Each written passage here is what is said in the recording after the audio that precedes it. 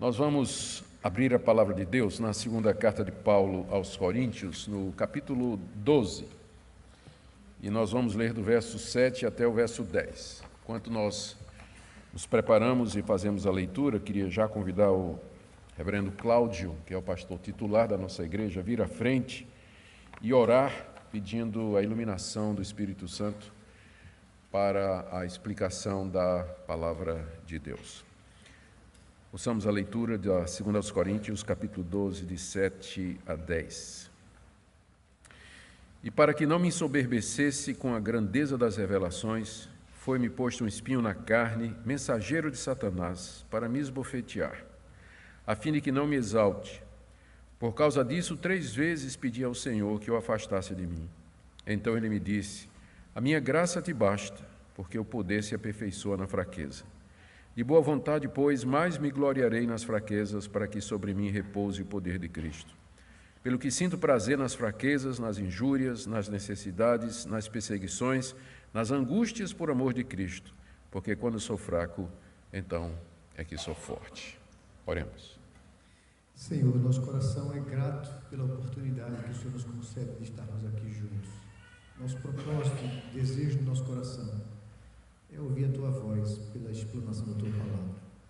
Usa, pois, o Teu servo, Senhor Deus, que o Teu Espírito Santo ilumine a nossa mente e fale ao nosso coração, nos desafiando a viver uma vida para a Tua glória, trazendo consolo, conforto, firmeza e confiança às nossas vidas. Nós te pedimos assim, com o coração agradecido, em nome de Jesus, Pai. Amém, Senhor. Amém. Obrigado, pastor. Queridos, nós nos aproximamos assim do final da segunda carta aos Coríntios e creio que mais umas 3 ou 4 mensagens e nós um mês, e nós teremos então encerrado essa carta maravilhosa que o apóstolo Paulo escreveu à igreja de Corinto. Na mensagem anterior nós vimos uma descrição que Paulo faz, a descrição que Paulo faz de uma experiência de arrebatamento que ele teve até o terceiro céu, local da presença de Deus. Está aí nos 6 primeiros versículos do capítulo 12. E nós vimos que Paulo fez isso com muita relutância, extrema relutância. Ele fez isso porque ele tinha que combater fogo com fogo. Ele entrou no jogo dos falsos mestres que estavam em Corinto e que estavam ganhando ou querendo ganhar ascendência sobre a comunidade que Paulo plantou, contando vantagem. E entre essas vantagens estavam experiências espirituais que eles supostamente tiveram. Então, se é para comparar a experiência espiritual, eu também tenho uma para contar, diz o apóstolo Paulo, entrando no jogo deles para derrotá-los de acordo com suas próprias regras. E aí ele narra essa experiência em que ele foi levado até o terceiro céu, experiência tão profunda que ele não sabe se foi um arrebatamento físico, se foi numa visão, mas o fato é que ele se viu lá no próprio paraíso, na presença de Deus, de quem ouviu coisas que ele não queria revelar ou que não era lícito revelar aos homens e que ele guardava para si. Nós vimos que ele fala então com muita modéstia dessa experiência. Ele inclusive fala na terceira pessoa, ele não diz eu subi até o terceiro céu, ele diz eu conheço um homem em Cristo. Essa é a expressão mais simples que ele poderia ter escolhido para designar essa pessoa, um homem em Cristo. Ele está falando dele mesmo, mas ele se refere a si como sendo simplesmente um cristão. E esse cristão foi levado até o terceiro céu. Ele fala sem dar detalhes, não é? Ele omite, inclusive, certas partes, como as palavras que ele ouviu, e o que mais nos chama a atenção é que isso havia acontecido faziam 14 anos e ele nunca tinha dito a ninguém. Ele nunca tinha contado aos coríntios, nunca tinha compartilhado, não foi dar testemunho na frente da igreja, não saiu fazendo campanha em congresso, dizendo da experiência dele de arrebatamento até o terceiro céu. Não, ele guardou aquela experiência consigo mesmo durante 14 anos e só agora, quando pressionado pelas circunstâncias, ele conta aquilo que aconteceu. Isso porque Paulo tinha um princípio que guiava o ministério dele. Ele queria que as pessoas formassem uma opinião sobre ele com base no exemplo dele e na pregação dele. Verso 6. Se eu vier me gloriar, não serei nécio, porque direi a verdade, mas eu me abstenho para que ninguém se preocupe comigo, mais do que em mim vê ou de mim ouve? Paulo queria que as pessoas o julgassem, ou formassem uma opinião, uma avaliação dele, pelo exemplo de vida que ele tinha dado lá aos Coríntios e pela pregação do Evangelho que ele tinha feito lá. Ele não queria que as pessoas formassem uma opinião sobre ele a partir das experiências pessoais que Paulo contasse, tais como essa do arrebatamento, mas sim seu testemunho e sua palavra.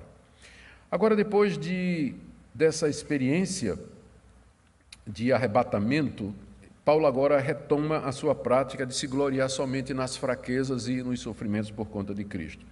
Ele já tinha falado de um momento de grande fraqueza, quando ele teve que fugir da cidade de Damasco, escondido num cesto. E por fora da muralha ele foi descido pelos discípulos para escapar das mãos do preposto do rei Aretas. Paulo considera aquilo uma experiência extremamente humilhante, mas ele se gloria de coisas assim, porque é nessas coisas que Deus revela o seu poder. E agora ele se gloria de uma experiência ou de uma fraqueza que ele chama de espinho na carne. É interessante, porque na última mensagem ele subiu até o terceiro céu e agora ele desce ao mais profundo da dor e do sofrimento. Um comentarista que eu li, até citei isso na última vez, diz que Paulo pregou um espinho, depois que Paulo desceu do terceiro céu, Deus prendeu ele na terra com espinho, né? Como se fosse um cravo, para que ele ficasse ali onde era o seu devido lugar. Paulo narra então, agora, nesse texto que nós lemos, o efeito dessa revelação, o efeito dessa experiência que ele teve de subir até o terceiro céu. E eu quero tirar aqui, ver os 5 pontos. Tem 5 pontos aqui nessa narrativa que, creio, nos ajudam a entender o que o apóstolo Paulo está dizendo. Depois de ver esses pontos, nós vamos tirar algumas conclusões. A primeira coisa que Paulo fala aqui é a respeito do efeito das revelações. As revelações e o seu efeito. Verso 7. Para que não me ensoberbecesse com a grandeza das revelações. Aquela experiência de arrebatamento e aquilo que Paulo viu e ouviu lá no paraíso e no terceiro céu foram coisas grandiosas. Veja como ele descreve, para que eu não me ensoberbecesse com a grandeza das revelações. Paulo teve muitas revelações, mas essa foi grande, essa foi grandiosa. Foi de uma natureza tal que Paulo corria o risco de se ensoberbecer com elas, porque está tratando aqui talvez até de um arrebatamento físico, que só pessoas como Enoque e Elias experimentaram no Antigo Testamento, de subir aos céus em pessoa. Talvez tenha acontecido isso com Paulo. E lá ele diz que ouviu coisas inefáveis, coisas maravilhosas, que não é lícito, não é permitido revelar a ninguém.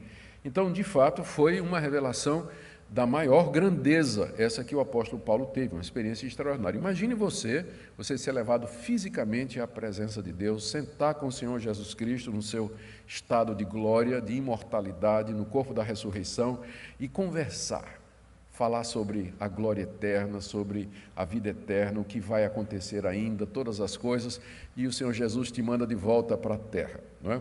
Então, imagina essa situação, exatamente isso que o apóstolo Paulo passou. Essa experiência, contudo, ela poderia ter um efeito ruim no apóstolo Paulo. Eu creio que Deus concedeu essa experiência ao apóstolo Paulo com o objetivo de encorajá-lo, fortalecê-lo, animá-lo, diante da tremenda tarefa que o apóstolo Paulo tinha pela frente. Se isso aqui aconteceu 14 anos antes, como ele diz, dele ter escrito essa carta aqui, então ele não tinha nem feito a primeira viagem missionária ainda. Ele estava na região de Damasco, provavelmente, ou já em Antioquia, com Barnabé. Antes da primeira viagem missionária, ele teve essa experiência. Então, eu só posso entender que isso foi Deus preparando o apóstolo Paulo para aquilo que ele enfrentaria nas viagens missionárias, diante da missão que Deus deu para ele.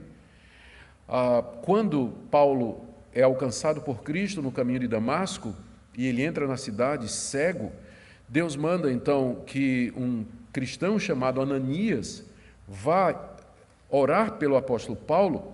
Quando Ananias ouve Cristo dizendo, vai orar por Saulo de Tarso, ele diz assim, mas esse não era um homem que perseguia as igrejas, não era esse homem que matava os cristãos, não matava, mas que assediava, prendia os cristãos? E o Senhor Jesus disse a Ananias, vai, porque ele é para mim um vaso escolhido, porque eu vou lhe mostrar, eu vou aqui citar literalmente, pois eu lhe mostrarei quanto lhe importa sofrer pelo meu nome. Atos capítulo 9, verso 16. Então, já no chamado de Paulo, foi dito a ele, você vai sofrer, você foi chamado para testemunhar de Cristo aos gentios, mas você vai sofrer por isso. Então, eu creio que não muito tempo depois é que ele tem essa experiência de arrebatamento até o terceiro céu, exatamente para prepará-lo para aquela missão que Deus lhe havia dado desde a sua conversão. Contudo, Paulo era um pecador, como nós somos.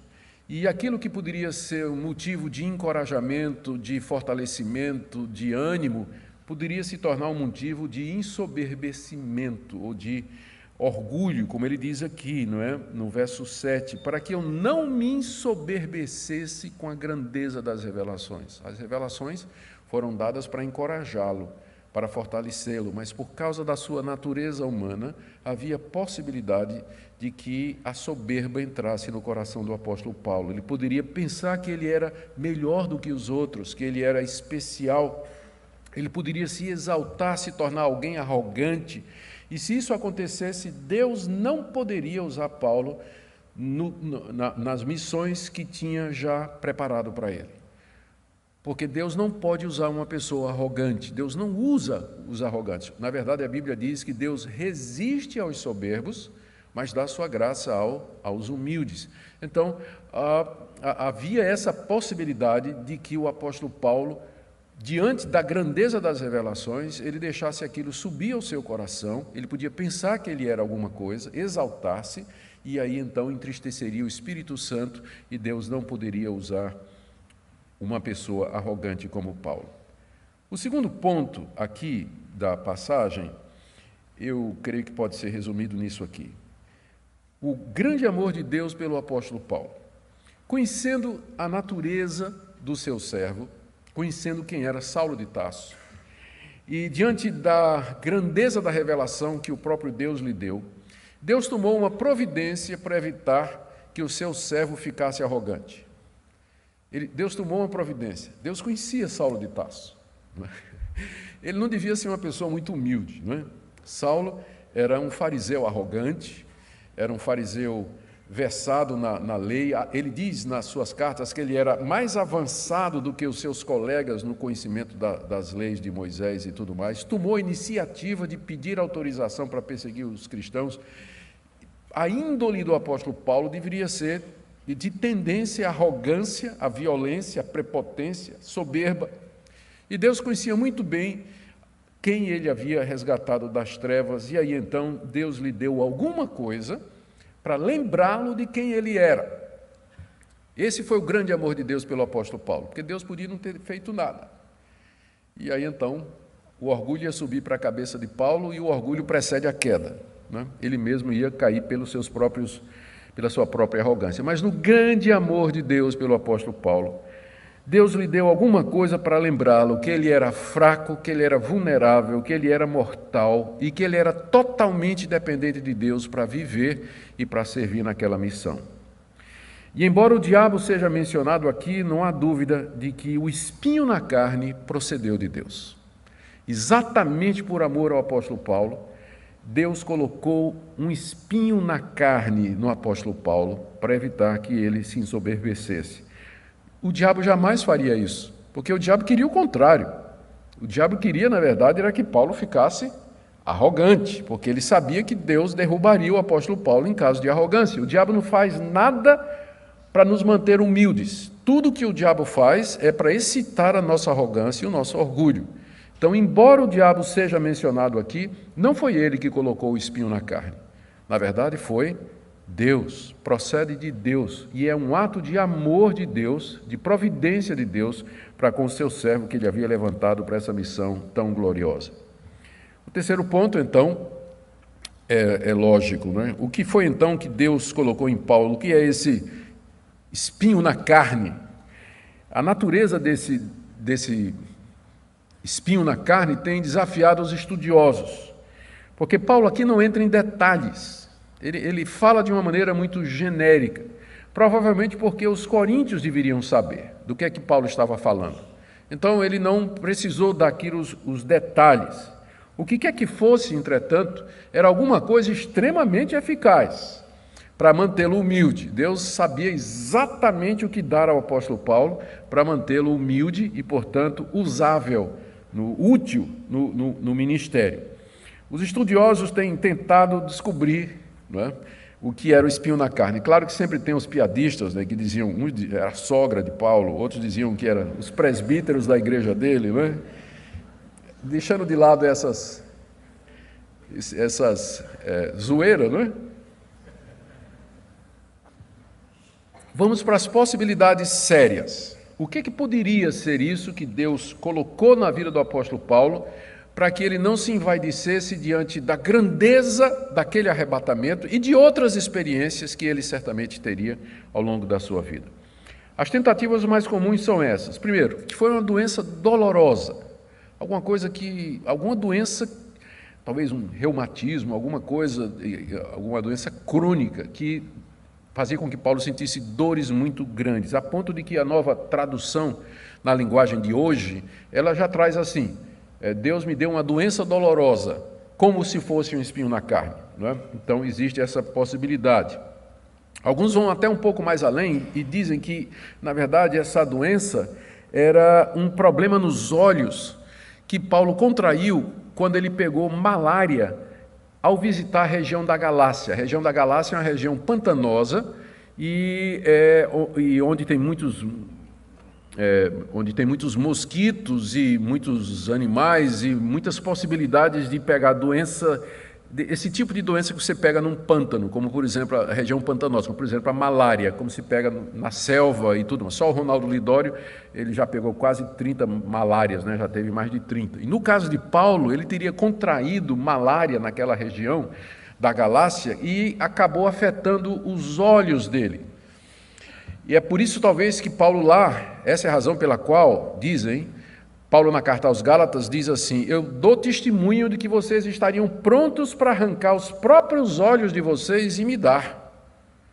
Ou seja, os Gálatas amavam tanto o apóstolo Paulo que, se pudesse, arrancariam os olhos e dariam para substituir os olhos ruins de Paulo. Isso explicaria porque, no fim, Paulo diz assim: vejam com que grandes letras vos escrevo. Ele não podia ver direito e escrevia com letra grande, tal. Então são ilações, mas ninguém sabe se era exatamente isso aí. Uma outra possibilidade era a rejeição dos judeus. Quando Paulo fala da rejeição dos judeus, ele fala como sendo alguma coisa que quebra o seu coração. Por exemplo, Romanos capítulo 9, Romanos capítulo 10, quando ele diz que a rejeição dos judeus quanto à pregação do Evangelho trazia constante dor e aperto no seu coração. Paulo vivia sofrendo com o fato de que o seu próprio povo não acreditava na sua pregação. Alguns acham que era uma aflição mental que o apóstolo Paulo tinha, como, por exemplo, epilepsia. Ele tinha alguma aflição mental, alguma dificuldade nesse sentido que o atacava de vez em quando. A verdade é que a gente não sabe o que é. O que é que a gente sabe? E o que é importante? Alguns dizem que a coisa ficou sem definição, ninguém sabe quem é o espinho na carne, por uma razão muito prática, porque aí nós podemos nos identificar com essa experiência aqui. E uma vez que eu não sei o que era, tudo que me causa dor, me humilha, me mantém humilde, é o meu espinho na carne. Então pode ser uma doença que eu tenho, eu posso pensar no espinho como sendo um problema com o filho que eu tenho, como sendo dificuldades financeiras ou qualquer outra coisa que tenha o mesmo efeito que teve no apóstolo Paulo. Então talvez seja por isso que Deus não permitiu que Paulo detalhasse o que era, porque agora, lendo essa passagem, qualquer um de nós pode se ver aqui. A gente pode ver e perguntar: qual será o espinho que Deus colocou na minha vida para me manter humilde? Nós não sabemos o que era. O que nós sabemos é o seguinte. Primeiro, que Paulo começou a sofrer com ele fazia 14 anos, antes das viagens missionárias, e que carregou esse sofrimento por cerca de, durante as 3 viagens, aqui eu já mencionei. Então fazia 14 anos que ele vinha sofrendo com esse espinho na carne. Segunda coisa que a gente sabe aqui é que era algo extremamente doloroso. A palavra que é usada aqui, espinho, para que não me ensoberbecesse com a grandeza das revelações, foi-me posto um espinho na carne. É uma palavra grega, skolops, que muitas vezes é usado para significar estaca. Não é um espinho daquele da roseira, mas uma estaca. E estaca que era usada no empalamento de prisioneiros condenados à morte. Era uma forma cruel de se matar pessoas naquela época. O Império Romano era especialista em matar gente com sofrimento. E uma das maneiras era a cruz e outra era empalar, que era introduzir no corpo do condenado estacas de madeira, até que ele morresse empalado. Então, a palavra que se usa para estaca, skolops, é a mesma palavra que é usada aqui e que, por causa da influência das traduções em inglês, foi traduzido como espinho, embora estaca faz mais sentido, né, do que um espinho. Porque um espinho, você vai tirar uma rosa, um espinho, ou então uma felpa de madeira que entra aqui na unha, não é um negócio tão ruim assim, não é? Mas uma estaca, você ser empalado por uma estaca, faz mais sentido. Talvez fosse a melhor tradução aqui, a estaca na carne, a estaca na carne. Então, isso nós sabemos, que era alguma coisa extremamente dolorosa, alguma coisa que quebrava o apóstolo Paulo com a sua dor. Segundo, que nós sabemos, terceira coisa que nós sabemos, é que era causado pela ação satânica. Paulo aqui diz que esse espinho na carne era um mensageiro de Satanás.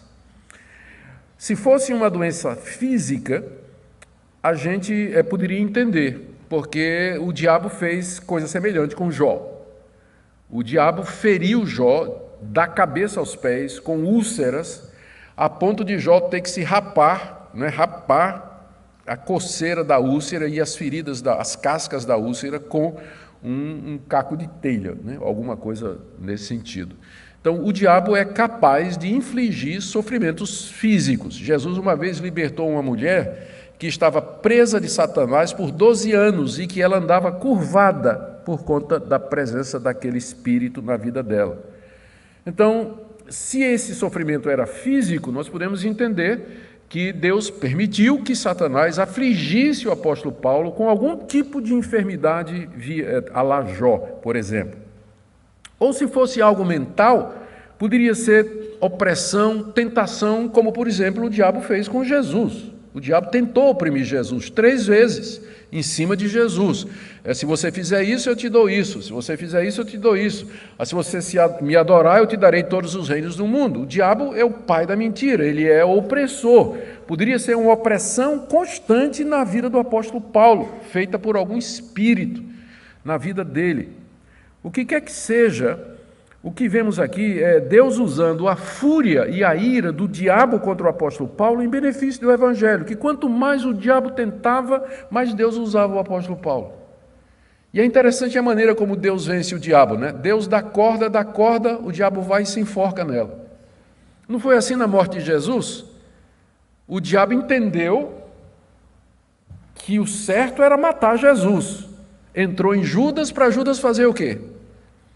Exatamente vender Jesus, porque era esse o plano esperto do diabo, né? Vou matar o Messias. E de fato, Judas, endemoniado, ele traiu Jesus e levou à morte de Jesus, mas só que a morte de Jesus foi a derrota do diabo. Deus deu corda e o diabo se enforcou com ela. O pessoal se refere ao diabo como sendo muito inteligente. O diabo não tem inteligência, ele pode ter argúcia, mas ele foi burro. Né? Foi burro fazer isso com Paulo, porque quanto mais ele fazia isso com Paulo, mais Deus usava o apóstolo Paulo. Ele foi burro quando entrou em Judas, para pensar que matar o Messias seria a solução para todos os problemas, seria resolver o problema, porque, na verdade, a morte de Cristo significa o esmagamento da cabeça da serpente, como o diabo viu lá no Jardim do Éden e ele não entendeu.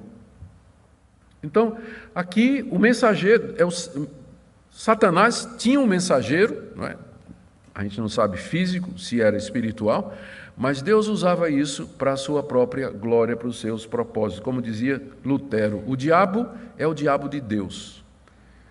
O diabo, ele não é soberano, autônomo e livre. Ele vai onde Deus manda ele ir e só vai até onde Deus manda ele ir. É um pitbull preso numa coleira e comandado por Deus. Porque não tem criatura alguma no universo que esteja fora do domínio e do controle de Deus. É por isso que por isso que o apóstolo Paulo pode dizer assim: não vos sobreveio tentação que não fosse humana, mas Deus é fiel e não permitirá que sejais tentados mais do que podeis suportar. Essa promessa só faz sentido se Deus tiver o diabo na coleira. Não é verdade? Se não tiver, como é que Deus pode prometer que a gente só vai ser tentado até onde a gente aguenta? É o caso aqui. Ele permite essa ação satânica na vida do apóstolo, mas ao mesmo tempo ele usa isso para benefício do evangelho.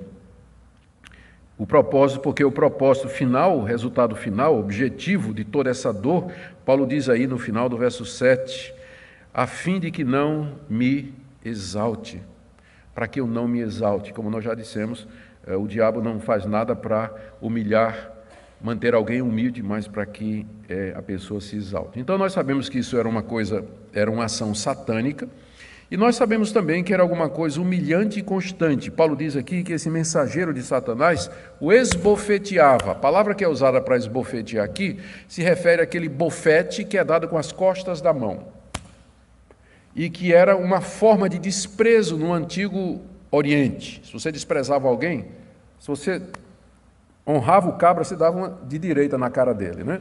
Mas se você desprezava o cara, você dava um bufete na cara dele, assim, de desprezo. Então, essa é a palavra que é usada aqui.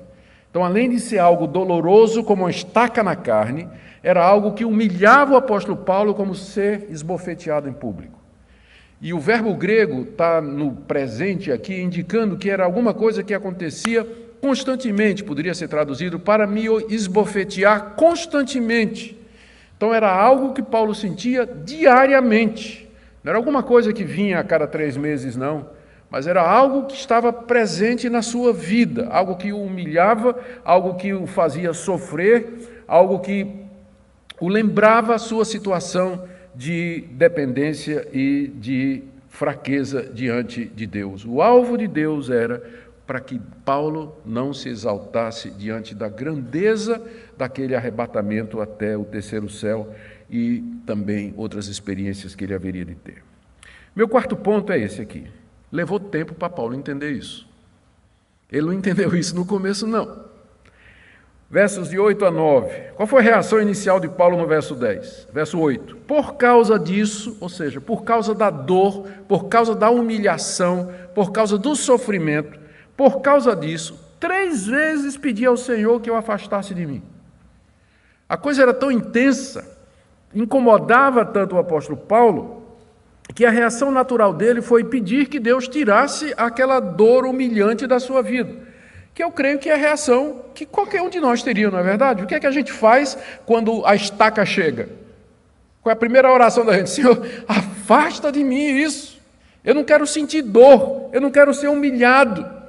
Eu não quero passar por decepção, eu não quero ser quebrado, eu não quero... É nossa reação natural fazer isso, e Paulo reagiu normalmente dizendo: Senhor, afasta isso de mim, tira isso de mim. Ele orou a primeira vez.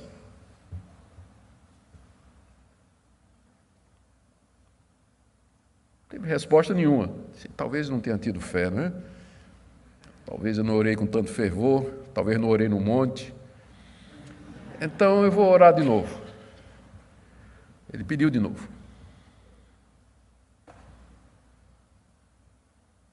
Nada. Silêncio profundo, né? Será que eu estou pedindo alguma coisa errada? Por que Deus me ouve? Deus sempre me ouve. Eu nunca precisei pedir uma coisa 3 vezes. Então não era falta de fé. Aí ele pede a 3ª vez. E na 3ª vez Deus responde. A resposta de Deus está aí no verso 9. Talvez Paulo destacou aqui que ele pediu 3 vezes para lembrar que o Senhor Jesus tinha feito a mesma coisa no Getsêmani. 3 vezes Jesus pediu ao Pai: afasta de mim esse cálice, afasta de mim esse cálice, afasta de mim esse cálice. E a resposta de Deus foi não, não e não. Então talvez Paulo aqui esteja refletindo aquilo que aconteceu com o Senhor Jesus. A resposta de Deus aos pedidos de Paulo. Primeiro, Deus não atendeu. O que mostra que você pode ser crente como o apóstolo Paulo e ter resposta negativa para a sua oração. O que mostra que uma resposta negativa de Deus nem sempre significa falta de fé, falta de insistência ou falta de fervor. Significa que Deus é soberano para atender as orações do jeito que Ele sabe que é melhor para nós. Porque Deus não deu o que Paulo pediu, mas deu algo melhor do que Paulo pedia. Porque melhor do que Deus tirar o sofrimento da sua vida é Ele dar graça a você para suportar. Que é exatamente a resposta de Paulo aqui, a resposta de Deus aqui no verso 9. Então, ele me disse: a minha graça te basta, porque o poder se aperfeiçoa na fraqueza. A resposta de Deus foi que, na verdade, o que Paulo precisava não era que o espinho saísse, mas para que a graça entrasse. Ele precisava da graça de Deus, era melhor do que viver sem aquele espinho. Deus lhe concedeu graça para suportar a estaca na carne. A graça aqui seria aquele poder extraordinário do Espírito Santo na vida do apóstolo Paulo, para fazê-lo paciente, perseverante, submisso e mesmo grato por toda aquela dor e humilhação que ele sentia. Só a graça de Deus para fazer isso na vida de um cristão. Porque a tendência do cristão é murmurar, reclamar, se queixar de Deus, achar que Deus é injusto, perguntar o que é que ele fez para merecer isso, por que é que isso acontece com ele e não com outras pessoas. Então, só a graça de Deus torna essa experiência de uma estaca na carne e uma experiência que é motivo de gratidão e submissão e louvor e glória a Deus. Essa foi a resposta de Deus para o apóstolo Paulo. Paulo, você só precisa da minha graça, você não precisa de mais nada. A minha graça te basta, ela basta para você viver, para você servir, ela vai bastar para as viagens missionárias às quais eu te envio. A minha graça irá com você e eu vou lhe dar condição, não vai ser mais do que você pode suportar. Você vai sentir dor, você vai sentir sofrimento, você vai ser humilhado, você vai passar por situações muito difíceis, mas eu estarei contigo, eu sustentarei você. Eu vou confortar você. Lembra daquelas listas em que Paulo diz assim, de sofrimentos que a gente já viu aqui? Que ele diz assim, perseguido, porém não desamparado. Eu estarei com você em todos esses momentos. A minha graça te basta. Quando a gente aprender isso, a gente vai aprender a orar certo. Porque com frequência a gente pede para Deus tirar, para Deus livrar, para Deus impedir. Quando a oração certa é pedir, Deus, se o alvo que o Senhor tem para mim é para me manter humilde, forjar o meu caráter, me ensinar a ser crente. Então, eu só preciso da Tua graça. Me dê graça para que eu entenda isso, para que eu não reclame, para que eu tenha uma vida satisfeita, contente, mesmo no meio de todos esses sofrimentos. Sem reclamar, sem murmurar e sem ressentir. Essa foi a explicação que Deus deu ao apóstolo Paulo. Ele disse assim, aqui no verso 9, o poder se aperfeiçoa na fraqueza. Embora não tenha meu no original grego, a tradução aqui está fidelíssima, mas o sentido é esse, porque o meu poder se aperfeiçoa na fraqueza. Ou seja, o poder de Deus é mais forte quando nós estamos fracos. Quando nós estamos fracos, e às vezes para nos quebrar nós precisamos de um espinho, quando nós estamos fracos nós dependemos de Deus, dependemos do poder da ressurreição de Cristo. Quando somos fracos não nos gloriamos em nós mesmos. Quando somos fracos, nós damos toda a glória a Deus.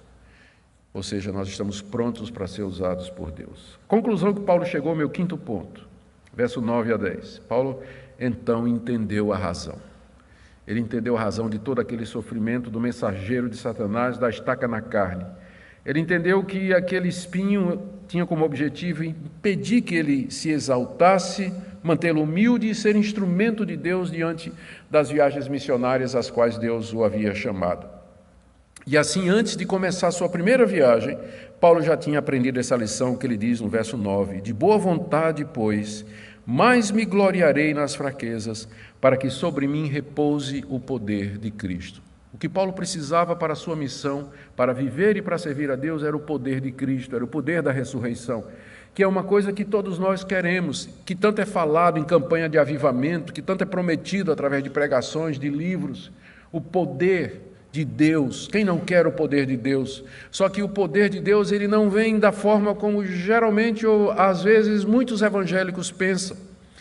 Mas o poder de Deus consiste em pegar criaturas fracas, frágeis como nós, e usar como vaso de barro, levando um tesouro precioso, que é o Evangelho de Cristo.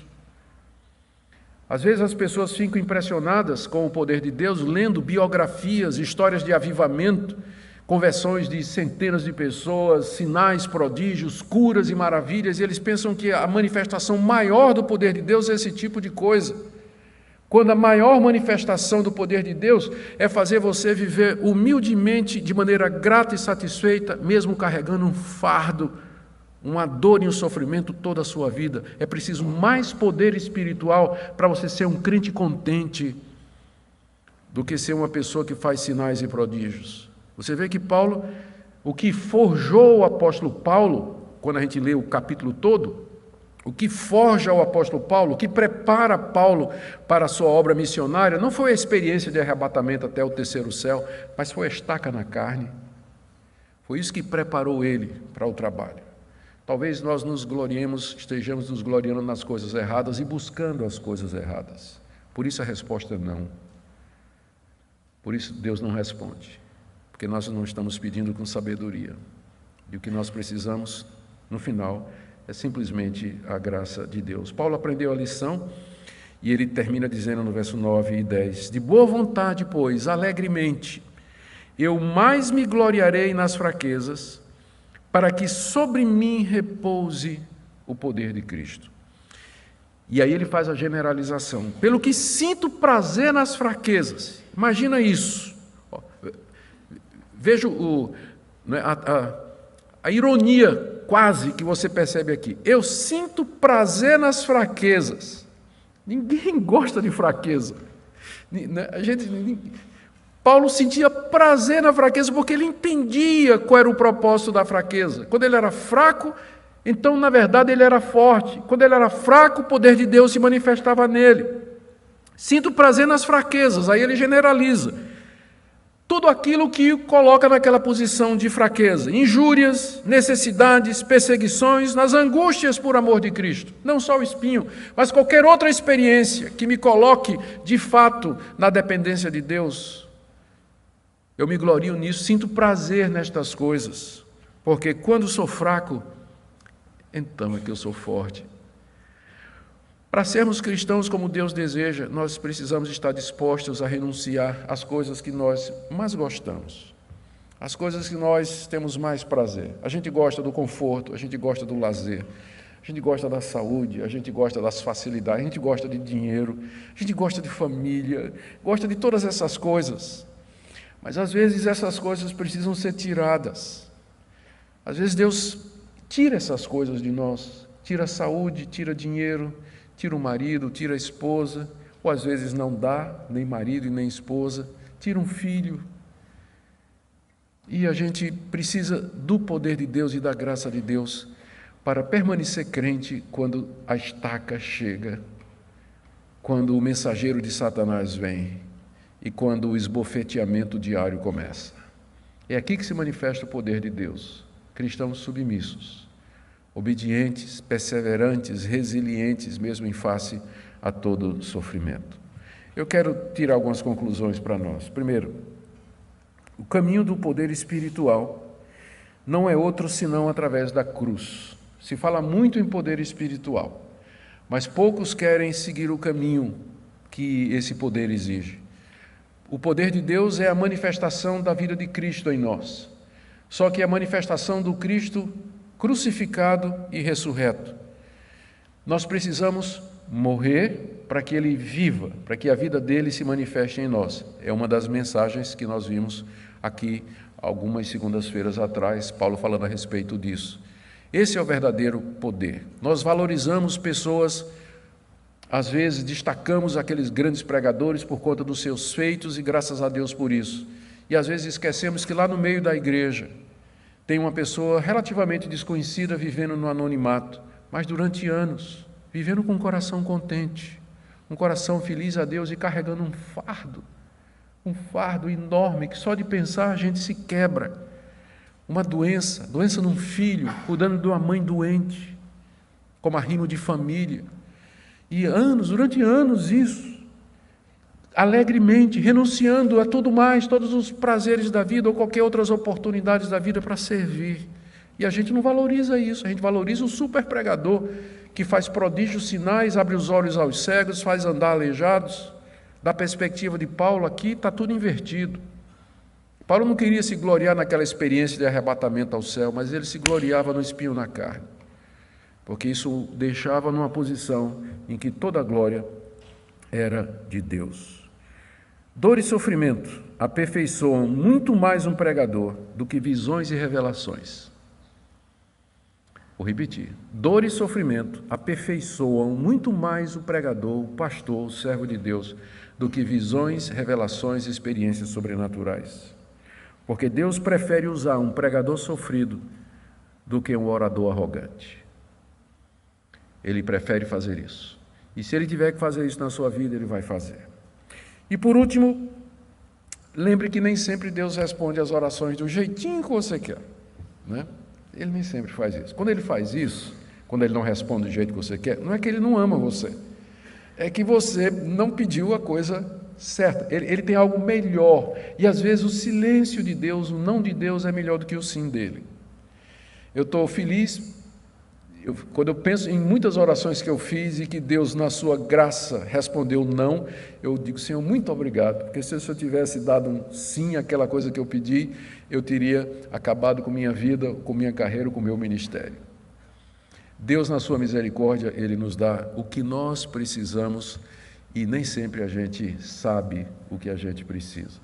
Por isso, confiemos nesse Deus, descansemos nele, e eu termino com essa palavra aqui para você que está vivendo essa vida de sofrimento. Problema físico, mental, problema de família, você teve que abrir mão de oportunidades na vida para poder servir alguém, ajudar alguém. Eu não sei qual é a sua situação de vida, mas eu queria que você olhasse nessa noite dessa perspectiva, de que Deus usa estas coisas para o bem, todas as coisas cooperam para o bem daqueles que amam a Deus. O bem aqui não é o conforto, não é a tranquilidade, mas é sermos mais e mais semelhantes ao Senhor Jesus Cristo. Amém? Queria, pastor Joselito, por gentileza, venha à frente e ore por nós para que Deus... Vamos ficar em pé, gente, enquanto o pastor chega à frente. Pastor Joselito é da nossa equipe pastoral também. Pede que ele ore pelos que estão sofrendo, pastor, pelos líderes, para que Deus os abençoe nessa noite. Santo Deus, nós te louvamos pela tua palavra, pela exposição que o teu servo trouxe ao nosso coração nesta hora. Te agradecemos, Senhor, porque diante da tua palavra nos apequenamos, o nosso coração fica profundamente tomado pela presença do teu Espírito e na nossa fraqueza, Senhor, suplicamos mais da tua graça. Pedimos a Deus que tenhas compaixão de nós, nas lutas, nos enfrentamentos diários, nas situações diante das quais nós não compreendemos direito o porquê das coisas. Nós queremos, ó Deus, nos submeter inteiramente ao teu comando, ao teu controle, e queremos que a nossa vida, Senhor, de fato e de verdade, sirva aos propósitos da tua glória. Usa-nos, ó Deus, em prol do teu reino, em prol da salvação de vidas.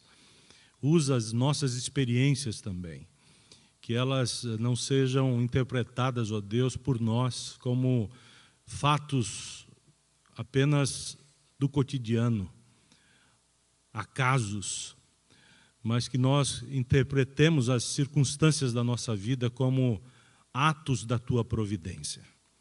E que vivamos assim, ó Deus, como um altar erigido para a glória do teu nome. Que Cristo seja reconhecido em nós. Que Ele cresça, Senhor, e que nós diminuamos cada vez mais. Queremos, de verdade, que a tua graça seja derramada sobre o teu povo nesta noite. E que ao sairmos daqui, não nos esqueçamos, ó Deus, que Tu falaste ao nosso coração. Transforma então a nossa vida à luz da Tua palavra. Em nome de Jesus, para a glória dele. Amém. Amém.